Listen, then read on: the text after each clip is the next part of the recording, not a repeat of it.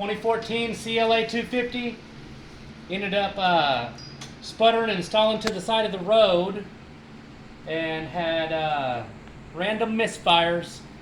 I was able to drive it to my wife's job, maybe, I don't know, 3 or 4 blocks up into the parking lot. I started doing some tests on it.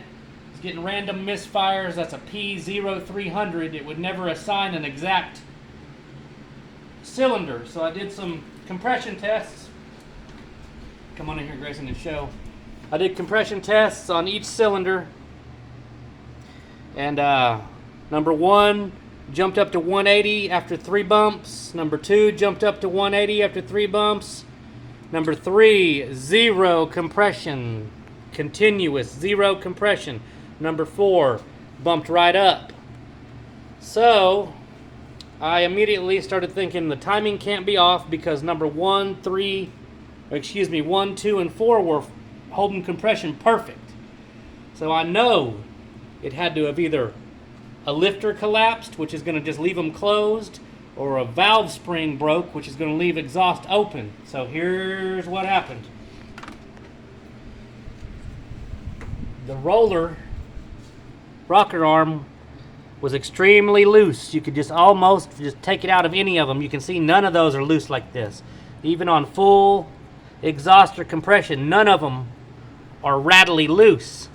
That one's a little bit loose, but it's not to the point where it can let it hop out of there. Can't hop out of there. Now this one, obviously, look, we're missing the rocker arm in there. Here's the lifter, and these are just a weeny little old lifter. I mean, I wouldn't,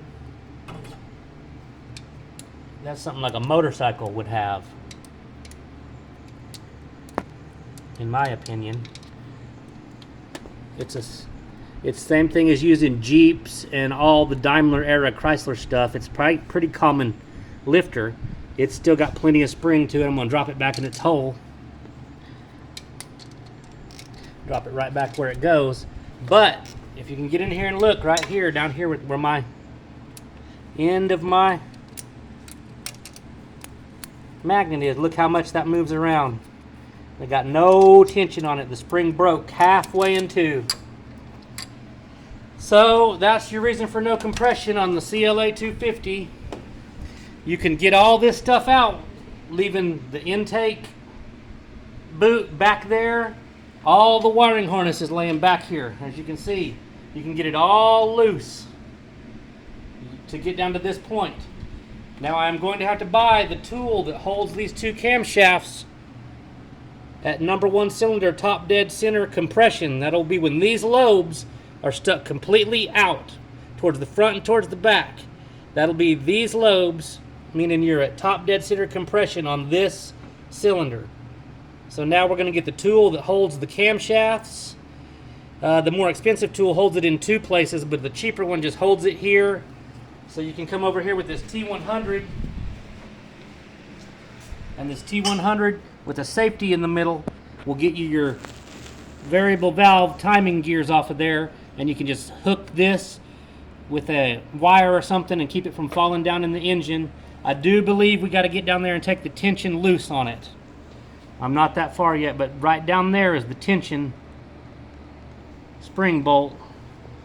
So there it is, guys. Lost compression, broke spring.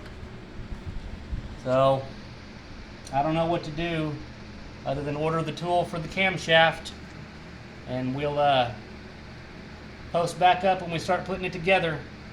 Thanks, guys. See ya.